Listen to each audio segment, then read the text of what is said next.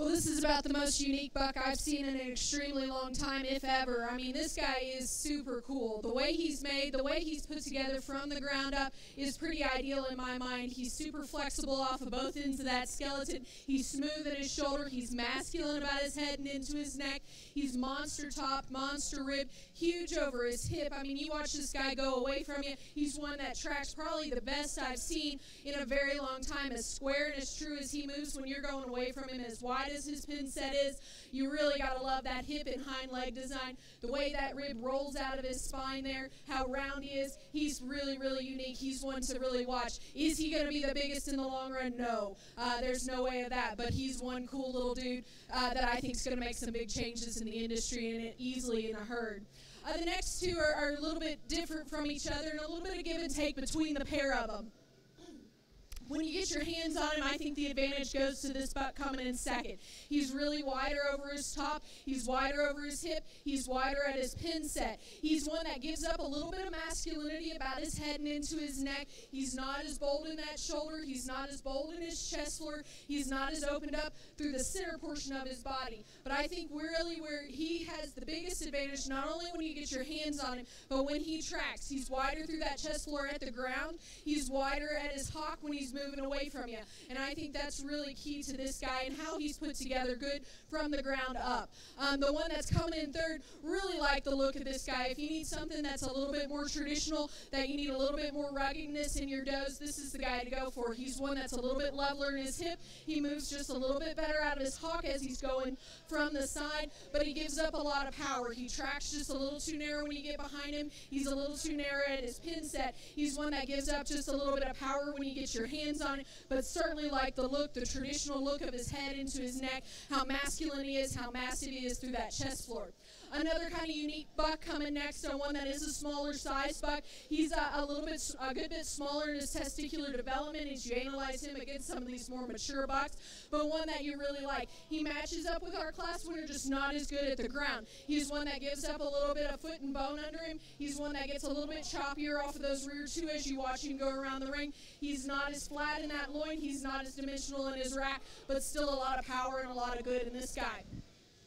A buck coming next, one that you really like from the side. He's one that kind of matches up with the one that came in second, just not as much of him. He gets a little too flat in his chest floor. He gets a little too flat through the center portion of his body, particularly his forerib. Really where I have concerns about him is when he's tracking away from him, how close he wants to get at the ground. Really need to widen up that pin set for me to move him up anymore. Another smaller frame buck that's got a lot of power to him. He's just a little bit too coarse in his overall design. He's a little too coarse in his shoulder, a little bit too coarse about how his neck connects to the top side of that shoulder, just a little bit tighter in that forerib compared to that rear flank, but still a lot of power, a lot of width on the top side of that skeleton.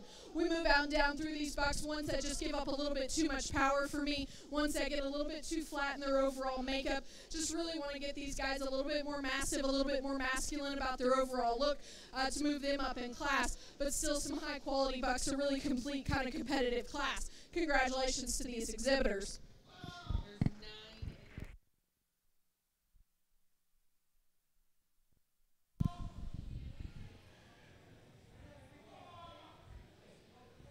Results of the Buck Kids 8 to 12 months. In 8th place, Kenny Beatty, SAKB Boer Goats, Loveland, Colorado. In 7th place, Amanda Boschel, Brush, Colorado. In 6th place, Ryan Throckmorton Show Goats, LaSalle, Colorado. In 5th place, Piper Fisher, TK's Grand Boars, Hominy, Oklahoma. In 4th place, Erica Ashby, Kickin' Ranch, Austin, Colorado. 3rd place, Sammy Lorena, Red Oak Ranch, Lippin, Texas. In 2nd place, Jared Lindenfelser, 4L Boer Goats, Eric, Oklahoma. And the winner of the Buck Kids 8 to 12 months, Bailey Bergram, BAB Boer Goats, Terre Haute, Indiana. Next in,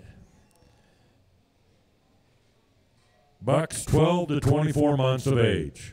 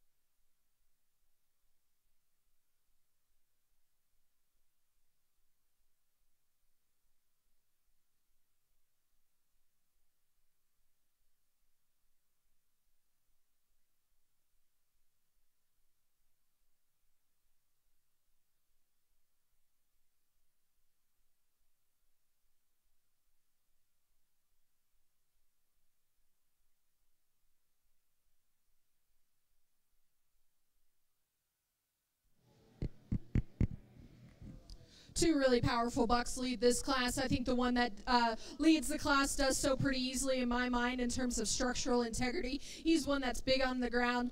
He's got a lot of foot and bone under him. He moves really flexibly off of both ends of his skeleton. He's one that's level through his top line, really big and bold through the center portion of his body, masculine about his head, wide through that chest floor. I think he could be just maybe a tick longer loined when you get to analyzing him really particularly, but I think he's fine for as he is standing. One that I think could have a little bit more shape when you get directly behind him, but still a really nice buck to lead the class, and one that does so pretty handily in my mind.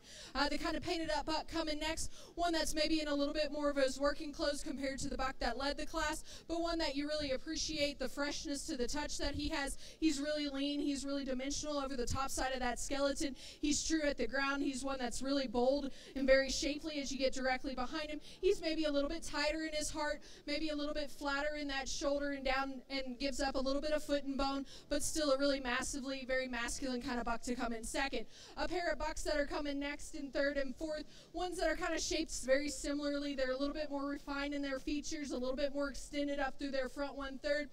The red-tailed buck that's coming in next, one that I like a little bit better out of his hind leg. I think his stifle ties in down a little bit lower to his hock compared to the painted buck coming behind him.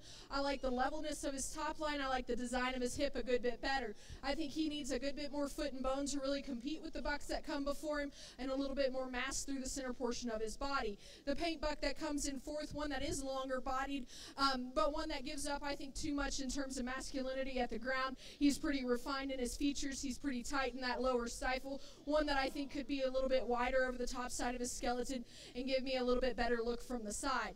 A buck coming next, one that's a little bit rougher in his condition today, one that's got a little bit more skin to him, but you really appreciate the boldness that he has through that shoulder and chest floor. He's long over the top side of that skeleton. He's fairly level through that hip and hind leg. I think he gives up a lot in terms of the center portion of his body compared to his overall shape and mass. I think he's got mass up high. He just needs to carry it all the way down to the ground. A really attractive, very eye-appealing buck coming next. I think he gives up a little bit too much in terms of overall dimension and power. You get your hands on him in terms of his overall skeletal width. He gives up a lot in terms of the bucks that come right before him. I like the levelness of his hip. I think he gets just maybe a little too straight out of his hock. We go down through these bucks. We go down through the bucks that are going to wrap up the class, ones that just give up a little bit too much in terms of power and overall dimension and length of body. I think we need to get these guys a little bit more mass in their overall composition today to move them up their class.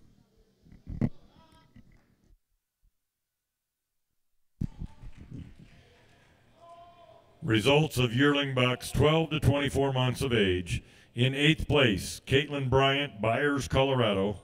7th place, Red Crown LLC, Aztec, New Mexico. 6th place, Red Crown LLC, Aztec, New Mexico. In 5th place, Ashley Schilling, Schilling Boer Goats and Livestock, Fort Collins, Colorado. In 4th place, Nick Pitlick, Pitlick Boer Goats, Jordan, Minnesota. 3rd place, Sydney Beatty, Loveland, Colorado. In 2nd place, Sydney Beatty, Loveland, Colorado. And in 1st place, Sammy Lorena, Red Oak Ranch, Lippin, Texas. Now in bucks 24 to 36 months.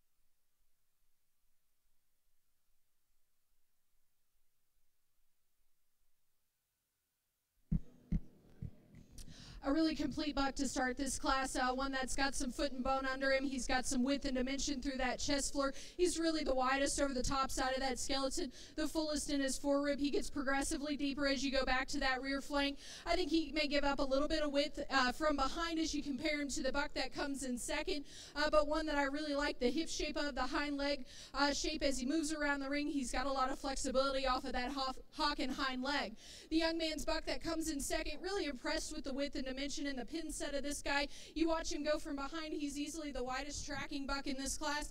I think he gets a little bit too tight in that forerib for me, wants to give up a little bit in terms of foot and bone work for me, but one that you still really like and I think can do a lot of good for a lot of does we've seen today just based off of that hip and hind leg and that pin set. Really impressed with that. A really nice red buck, very competitive older buck class. One that I like through his front 1/3. He's really extended, very smooth in that shoulder, very flat through his breastbone, long and extended out the backside of his shoulder. He gives me some concerns in that hind leg, particularly in his hock. He's one that wants to get a little bit straighter in that hock, wants to kind of buckle over a little bit too much in that rear pastern as he goes around the ring. But I think a very masculine kind of buck, one that's got some high quality to him and some high muscle shape to him as well. Congratulations to all three of these exhibitors.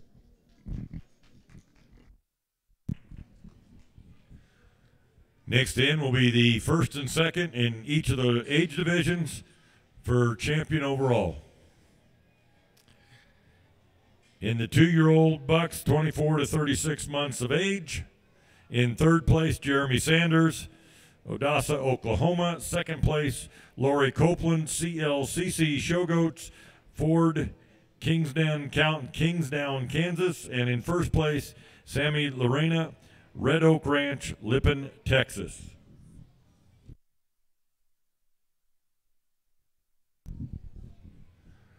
Upon completion of this class, we go to pair of kids, buck and a doe,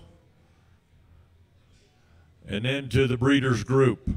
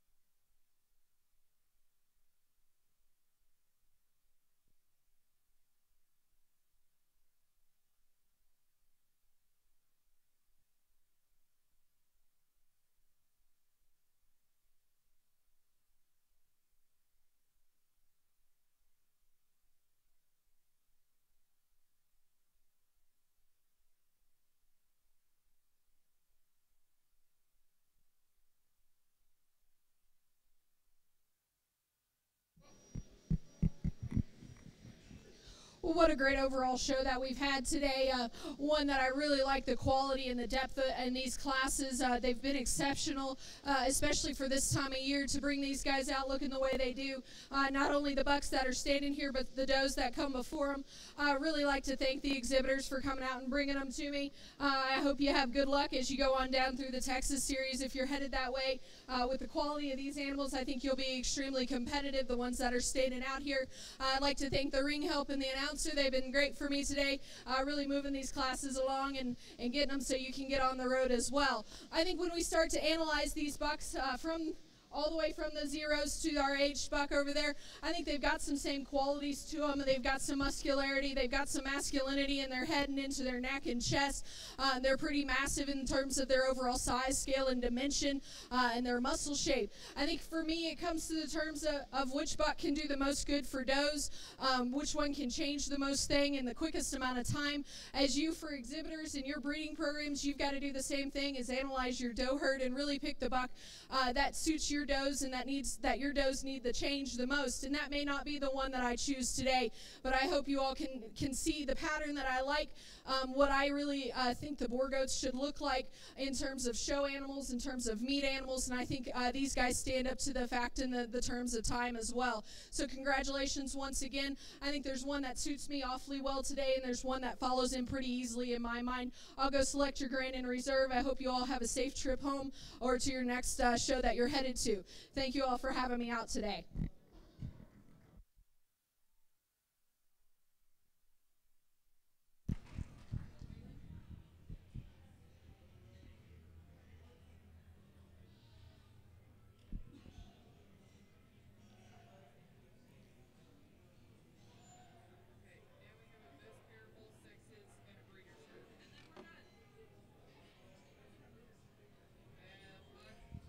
Ladies and gentlemen, while we have a minute, put your hands together and thank Catherine Riley, who's been with us all day long here judging the breeding show. She's done a great job.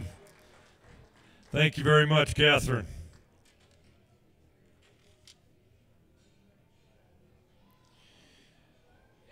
In the buck show, reserve goes to Sammy Lorena, and your champion goes to Bailey Bingham.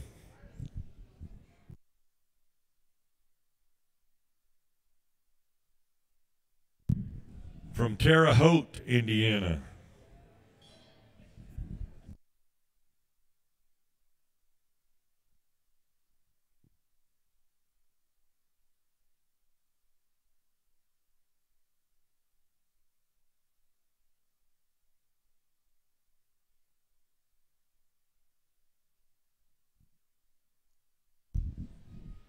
Next in the ring is Pair of Kids, a buck and a doe. Pair of Kids, buck and a doe.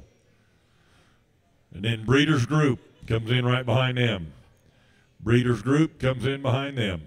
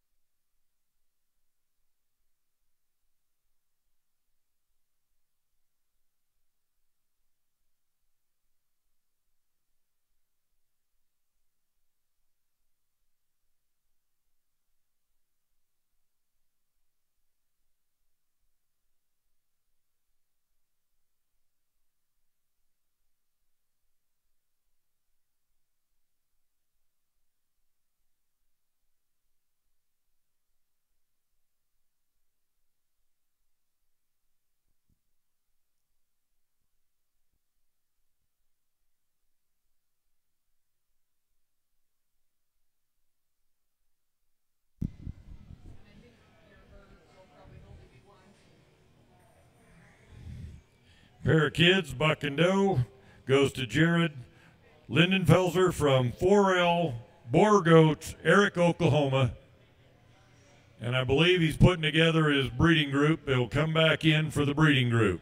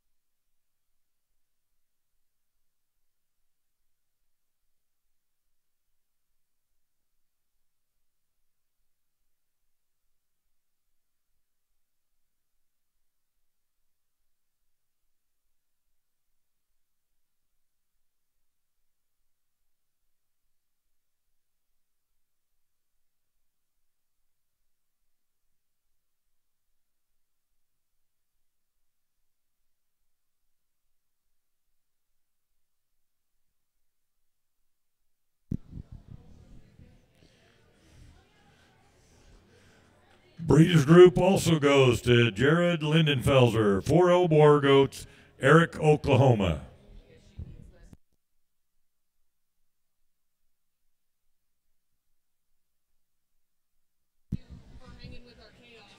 Nope. And that concludes the boar breeding show for today. Thanks for coming out. Be careful going home.